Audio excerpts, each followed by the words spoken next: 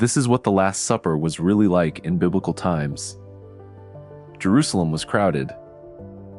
Thousands of people had arrived for Passover.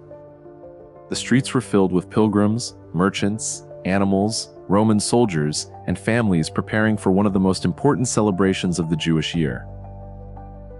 But inside a small upper room, something extraordinary was about to happen. A group of men gathered around a table. Among them was Jesus of Nazareth. They believed they were preparing for a special Passover meal. But Jesus knew something they didn't. This would be the last meal they would ever share together before his death. And one of the men sitting at that table was about to betray him. This is what the Last Supper was really like in biblical times. Jerusalem that night tea. It was the 1st century.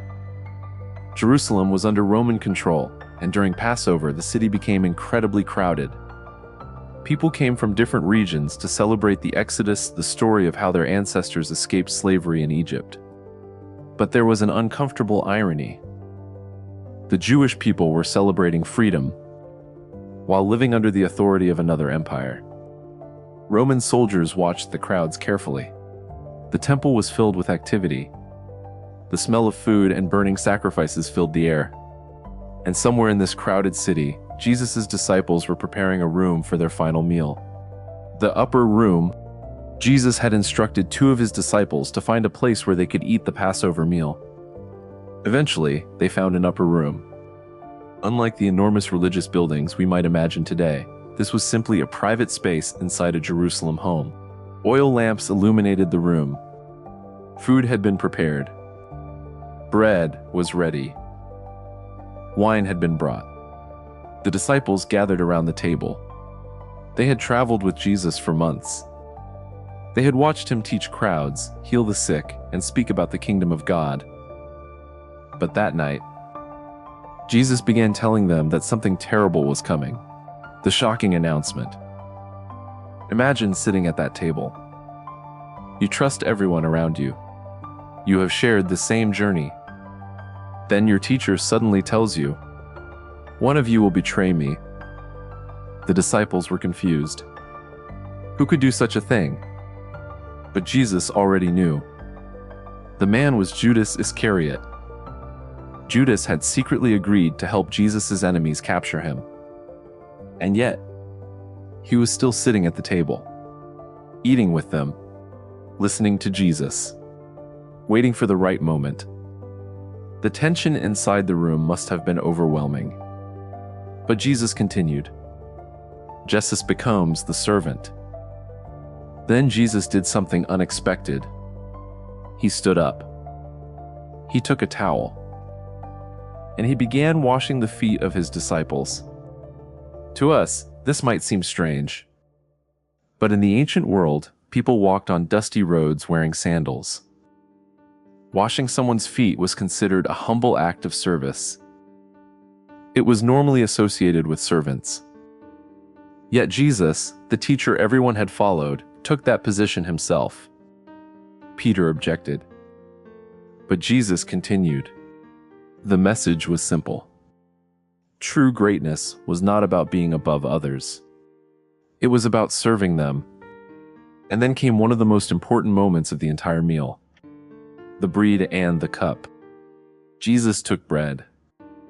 He gave thanks. He broke it. And he gave it to his disciples. But he told them that the bread represented his body. Then he took the cup. Wine was passed among them. And Jesus connected the cup with his blood and a new covenant. The disciples could not fully understand what he meant. But within hours, they would. Jesus was preparing them for his death. The bread and the cup would eventually become central symbols of Christian worship around the world. But that night, they were still sitting together in a small room in Jerusalem. And the most difficult part had not yet begun. Peter is Daniel. Jesus warned his disciples that they would abandon him. Peter immediately objected. He believed he would remain loyal no matter what happened. But Jesus knew Peter would deny him 3 times before morning. Peter didn't believe it. None of them wanted to believe what Jesus was saying. After the meal, Jesus and his disciples left the room. They walked toward the Mount of Olives. The streets of Jerusalem were becoming darker and quieter. Eventually, they reached a garden called Gethsemane. Jesus went away to pray. And while his disciples struggled to stay awake, someone else was approaching. Judas. The betrayal. Judas arrived with an armed group connected to the authorities. Torches illuminated the darkness. The disciples realized what was happening. Judas approached Jesus, and with a kiss, he identified him. Jesus was arrested. His disciples scattered. Peter followed from a distance. But later that night, people recognized him. They asked if he was one of Jesus' followers. Peter denied it. Again. And again. 3 times. Then a rooster crowed. Peter remembered Jesus' warning. He had promised he would never abandon his teacher. But fear had overcome him. The morning after, while Peter stood outside in fear, Jesus was being questioned. The city was beginning to wake. Jerusalem looked almost normal. People were preparing for another day of Passover. But history had already changed. Jesus would soon be condemned. He would be taken outside the city, and he would be crucified.